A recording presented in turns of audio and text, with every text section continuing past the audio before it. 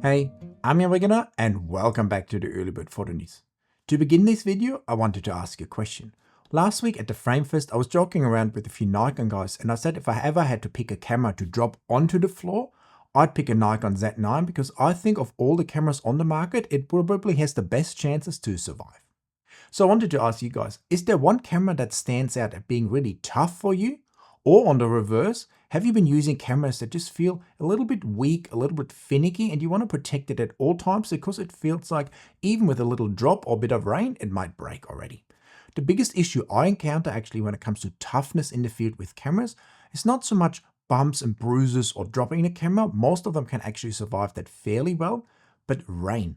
In many situations, if it rains on top of the camera, especially the top buttons, the water kind of creeps in and then starts to mess with your electronics. And most cameras really struggle in a scenario like that. So whenever it rains, I usually try to put maybe a jumper or sweatshirt or my hat on top of the camera so it doesn't get too wet. In last week's news video, we were talking about the issues Canon had been releasing some of their latest firmware updates, and in particular update 1.1 for the R5 Mark II that didn't seem to work anymore with certain memory cards. But since then, Canon has updated all their firmwares for some of the cameras, and now they're all available and seem to be working fairly well. But they didn't only release firmware updates for the R1 and the R5 Mark II, but basically all other Canon bodies as well, adding some new features, and in particular the kind of confusing password feature. Now after updating your firmware, you will be prompted to put in a password into the camera, confirm the password, and then whenever you restart the camera, it will ask you for that password, which is super annoying, especially because the password doesn't really protect your camera from any unauthorized use because you can reset it at all times by resetting the camera to the factory settings. So what does this password actually do? It basically just protects some network setting from unauthorized access. So for most of us users, it's pretty useless, so we want to get rid of it, and there's two ways to do that. The first way is to turn your camera on, type in the password, and then make sure to select that dialog box that says do not show again. But you have to select it first and then also make sure that it's ticked. And once it's ticked, you press OK and the camera will not ask you for that password again. And if for some reason this still doesn't work, even though it should, you can also navigate to the yellow menu and go to where it says manage password, and then there turn the password feature off and the camera will not ask you for that password again. But the bigger question, of course, is how does the new firmware perform in the field, and is it safe to upgrade your camera? So after the latest firmware was released, I decided to leave one of my R5 bodies on firmware 1.0.2 and upgrade the other one, and then took both in the field and tested them out. And I must say I was positively surprised how the camera with the new firmware performed. First of all, I love the addition of being able to now choose how many frames I want to have in pre-capture mode. Instead of 15 frames every single time I press the shutter button on the R5 Mark II, I can now dial it back to 6 or 8 frames, which seems to be perfect for my use case. But besides that, the R5 Mark II with the new firmware also felt really nice and calm when it comes to autofocusing. In the past, the R5 II always seemed a little bit jumpy and sort of hyperactive, and with every new release of the firmware that seemed to improve a little bit. And when I tested the firmware on a few birds that were walking through the grass, I was pleasantly surprised how sticky and calm the autofocus seemed to be, and most of the images I took in a burst were all in focus, which was fantastic to see. Now I don't know if Canon changed anything dramatically, but overall the autofocusing performance was quite pleasant. With other birds like the black cockatoos, the focus still struggled at certain times to know exactly what the eye is, but overall the autofocusing performance was fantastic. And so far I haven't encountered any issues when using the new firmware in the field now for over a week, and I'm so confident that I'm probably going to go ahead and update my second R5 Mark II as well. So for everyone who's on firmware 1.0.3 and felt like they had issues with the autofocus or the power settings and whatever else was going on, I think upgrading to the new firmware is probably a good idea because if anything, the autofocusing performance should probably improve, which is fantastic to see. I also tried the new firmware 1.1.2 on the R1, and I didn't notice any big differences in the field, but the camera already performed really well, so there was probably no reason to really change anything dramatic. What's your experience with the latest firmware? Have you upgraded your camera yet, or are you still waiting to upgrade to see what other people experience with the new firmware? And if you have upgraded, have you had any issues with the password feature? This week I actually edited a lot of photos that I wanted to share with you. but I can't do that just yet because they're for an exciting camera review that I was about to release last weekend, but then it got delayed. So now I'm probably releasing it next weekend. So stay tuned for that. There's some epic moments in there.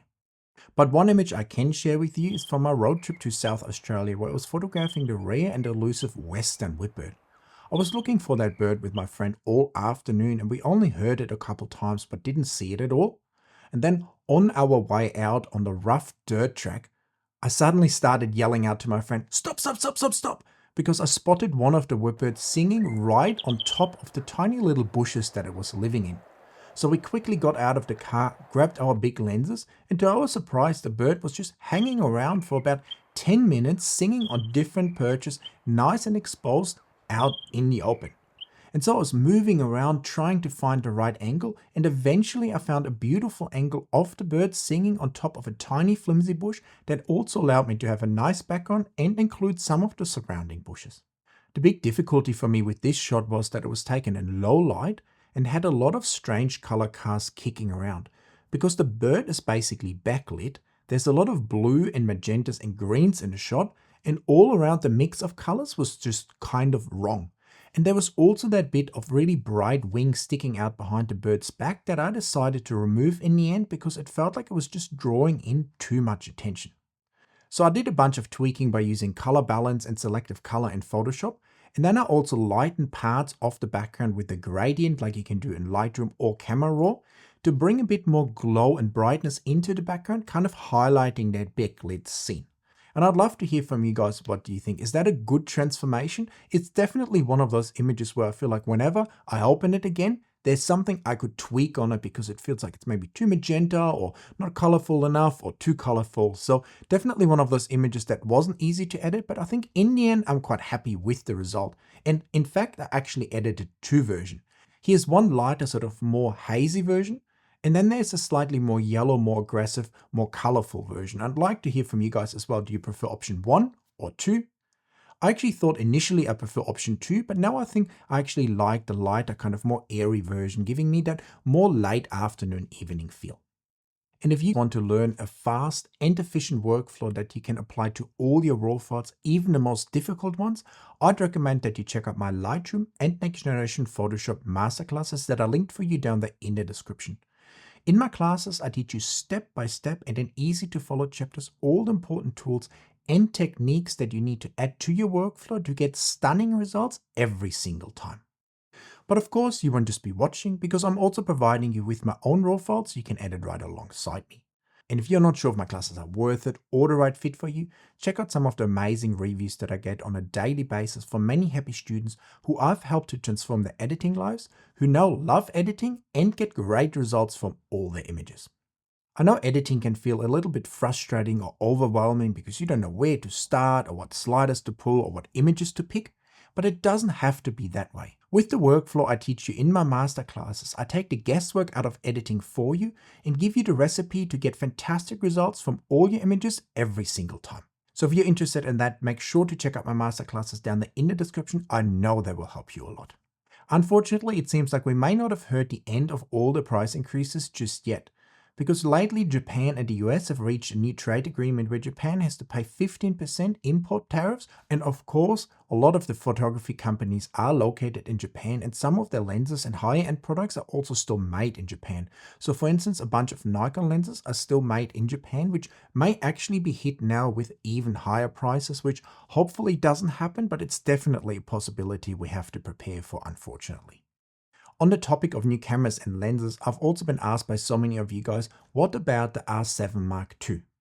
And I've reached out to my sources again, but no one has really heard anything about the camera just yet. That doesn't mean it's not coming soon, but it makes it less likely that a release is imminent. While looking at some of the rumor sites, I also came across a few very interesting cameras and lenses that might be released in the next little while. And in particular, one that caught my eye was a Nikon 100-300 or 120-300 f2.8 zoom lens, which I think would be a fantastic addition to their already great lineup of wildlife lenses. Because if you remember correctly, that was one of the lenses I was saying was currently missing from Nikon's lens lineup, because in the past I had been using the Canon 100-300 f2.8 lens to photograph the glossy black cockatoos in flight and got fantastic results. And while I was there, I was thinking, what Nikon lens would I use in these situations? And I kind of struggled to come up with a lens that's shorter than 300 or 300 millimeters and also nice and fast, but at the same time longer than like a 70 to 200 millimeter zoom.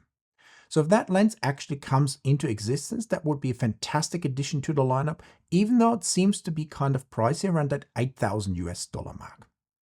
It looks like Sony might also get another interesting addition to their lens lineup with the f2 200mm Sigma sports lens that should definitely excel in these dark conditions as well.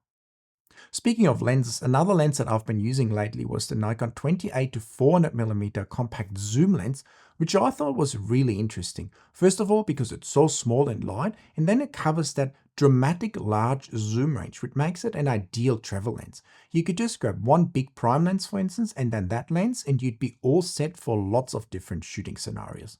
So definitely a very interesting lens that also surprised me because it actually had pretty decent image quality. The only kind of strange thing I noticed with it is that if you're zooming in and out, it sometimes slightly defocuses and then snaps back into focus once you've arrived at your new zoom level. It seems like Nikon's next camera will actually not be the Z9 II, but a camera called the Nikon ZR, a video-centric camera that will incorporate a lot of the features from the Red cameras that they acquired a few years ago, incorporated into a Nikon Z-mount camera, which could definitely be quite interesting. On the topic of the Z9 II, we haven't really heard anything else, but there's still a good likelihood that it will either be teased or announced sometime later this year or early next year. And that is definitely one of the cameras I'm closely monitoring because, first of all, I would love to try it out. I would love to see it have 30 frames a second at least and raw pre-capture.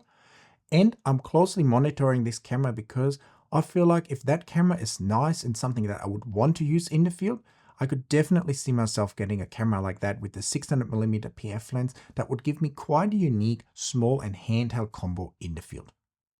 And lastly, I just wanted to touch on something else because a lot of you guys have told me that they have been struggling to get Sony gear, and I experienced that myself. I was actually looking into buying some Sony cameras and lenses, but none of them were available currently. And friends of mine have been told that if they want an A1 II, they might have to wait until December this year.